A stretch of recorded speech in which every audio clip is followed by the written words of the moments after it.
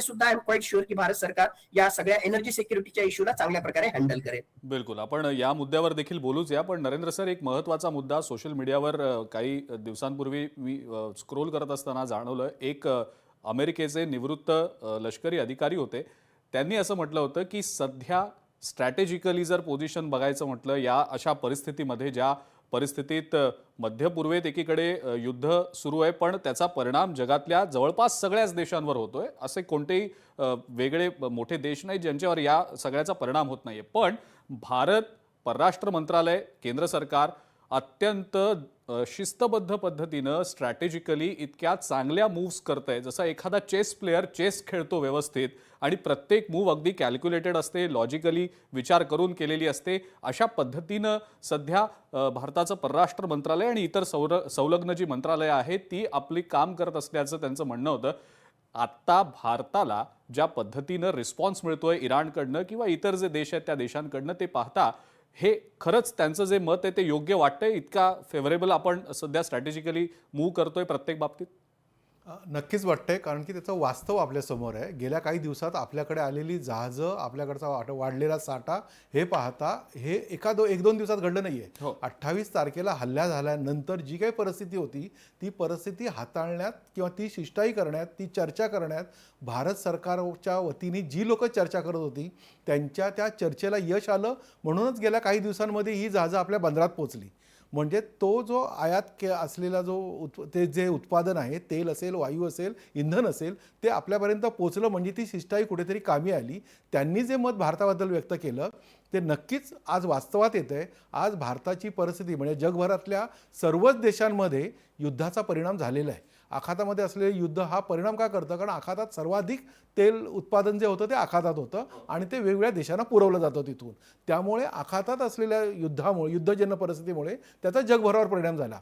पण तो परिणाम आपल्यावरती पण परिणाम झाला का? तर हो, नक्कीच झाला. जसे ढगे सर म्हणाले की भारत सरकारने ही परिस्थिती हाताळणं यश तर मिळवलं, पण जी पॅनिक सिच्युएशन आज मितीस आपल्याला जाणवते, लोकांमध्ये जे भीतीचं वातावरण झालंय की उद्या युद्धाची परिस्थिती अधिक तीव्र झाली तर आपलं काय, म्हणजे माझ्या घरात गॅस असेल का, माझ्या गाडीत पेट्रोल असेल का. म्हणून आज आपण बघितलं की काही ठिकाणी आपण जेव्हा जिल्ह्यातल्या प्रतिनिधींना सकाळी लाईव्ह दाखवायला सांगितलं तर अक्षरशः लोक गाडीत पेट्रोल भरून आहेतच, पण अधिकचं पेट्रोल घेण्याची पण त्यांची तयारी आहे. म्हणजे अधिकचं पेट्रोल आपल्याकडे साठवून ठेवावं, जे की अशा परिस्थितीमध्ये साठवून करणं हा कायद्याने गुन्हा आहे. पण लोकांची एक भीती जी असते की नाही, आपल्याकडे म्हणजे पुढे आपल्याला कुठलाही धोका पत्करायला नको, पुढे कुठल्याही भीषण टंचाईला आपण सामोरं जायला लागू नये, म्हणून लोक आज ते साठा करून ठेवायला लागलेले आहेत.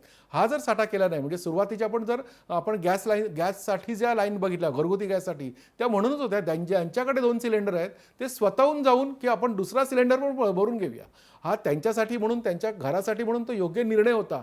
पण त्यामुळे एकत्रित गर्दी गॅस सेंटर्सवर झाली, एजन्सीसमोर झाली.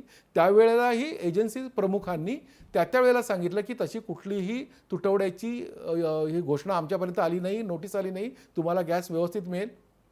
मला एक वाटतं की जसं ढगे सर म्हणाले की भारत सरकारने थोडंसं चुकलं की कमर्शियल गॅस तातडीने बंद केला आणि ती पॅनिकेशन झाली. मला असं वाटतं की गेल्या काही दिवसांमध्ये भारत सरकारने किंवा राज्य सरकारने एक हेल्पलाईन द्यायला पाहिजे होती, जे आपण लोकशाहीच्या माध्यमातून आजही आवाहन करतोय की अशी एक हेल्पलाईन असायला पाहिजे ज्याच्यावरती लोकांनी कोणतीही विचारणा केली, जसं आपत्कालीनमध्ये कुठल्याही आपत्कालीन परिस्थितीमध्ये आपण एक हेल्पलाईन जाहीर करतो आणि त्या हेल्पलाईनवरती त्या तक्रारीचं किंवा त्या विवंचनेचं निराकरण होतं. भारत सरकारने किंवा राज्य सरकारने अशी हेल्पलाईन गेल्या काही दिवसामध्ये तातडीने द्यायला पाहिजे होती, ज्याच्यावरती लोकांच्या ज्या शंका आहेत त्या शंकांचं निरसन झालं असतं की आम्हाला माझा गॅस किती दिवसात मला मिळेल. म्हणजे मधल्या काही दिवसांमध्ये अशी बातमी आली की तुम्हाला 34 दिवस किंवा 45 दिवस गॅसच मिळणार नाही. मुळात नियमात ज्यांच्याकडे 2 सिलेंडर आहेत त्यांना 21 दिवसानंतरच गॅस मिळतो, कारण एक गॅस साधारण एका कुटुंबाला 21 ते 20 दिवस पुरतो, हे अप्रत्यक्ष लिखित आहे. मग ही जी सिच्युएशन आहे ती कुठेतरी विरोधकांनी पसरवली का, या अफवा जाणीवपूर्वक पसरवल्या जातात का? गेल्या काही दिवसांमध्ये आपण जेव्हा बघतोय या 8 दिवसांमध्ये की गॅस नाही आहे, पेट्रोल संपणार आहे, पेट्रोल पंप बंद पडणार आहेत, गॅस मिळणारच नाही आहे, किंवा मुंबई पुण्यासारख्या शहरांमध्ये जिथे PNG म्हणजे पाईपद्वारे जो गॅस मिळतोय तो गॅसच बंद होणार आहे. साहजिकच कुठल्याही कुटुंबाला एक वाटणार, आपल्याकडचं जर इंधन म्हणजे गॅस जर बंद झाला तर आपण शिजवायचं कुठे. गावाकडची माणसं जी हॉटेल व्यावसायिक जी आहेत ती चुलीवरती आली, मुंबई शहरातला, पुणे शहरातला किंवा कुठल्याही शहरातला माणूस लगेच चुलीवरती जेवण शिजवू शकणार नाही, कारण तो अपार्टमेंटमध्ये राहतो. मग ती भीती त्याच्याकडे असणं स्वाभाविक आहे. मानवी मन आहे. भीतीमुळे त्यांनी तो गॅस लवकर आपल्याला मिळावा, आपल्याकडे अधिकचा साठा असावा, हे सगळं म्हटलं.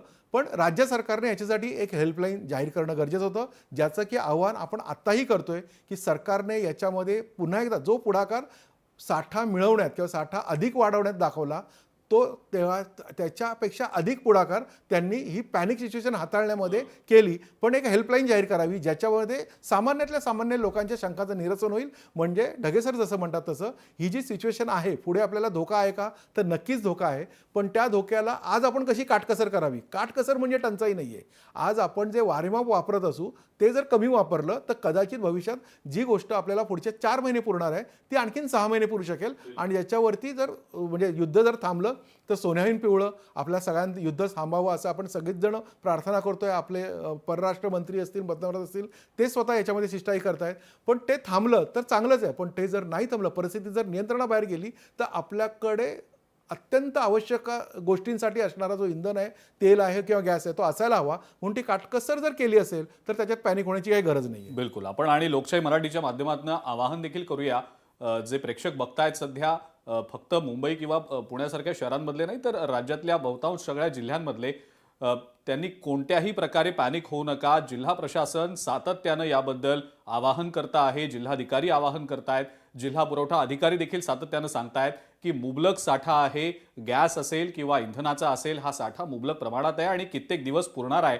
ज्या वेळेला परिस्थिती येईल त्यावेळेला ती डिसिजन्स किंवा ते निर्णय घेतले जातील आणि सरकारी पातळीवर, प्रशासकीय पातळीवर सर्वसामान्य माणसाला कोणत्याही प्रकारची अडचण होणार नाही, त्रास होणार नाही, याची पुरेपूर खबरदारी राज्य सरकार पण घेईल आणि केंद्र सरकार पण घेईल आणि सातत्यानं त्याबद्दलची आश्वासनं सुद्धा दिली जात आहेत. आपण आशा करूया की या पुढच्या काळात कोणत्याही प्रकारची अडचण येणार नाही आणि जो विनासायास सध्या पुरवठा सुरू आहे आपल्याला गॅसचा आणि इंधनाचा, तो भविष्यात देखील असाच सुरू राहील. सतीश ढगे सर आणि नरेंद्र सर, खूप खूप धन्यवाद. आपण या चर्चेत सहभागी झालात त्याबद्दल आणि आपली मतं व्यक्त केलीत त्याबद्दल.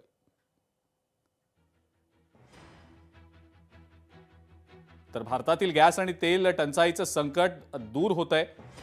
अनेक जी तेलवाहू आणि गॅसवाहू जहाजं आहेत ती हळूहळू भारतातल्या विविध बंदरांमध्ये दाखल होत आहेत आणि जो तुटवडा जाणवत होता गेले काही दिवस, तो तुटवडा आता दूर होणार आहे.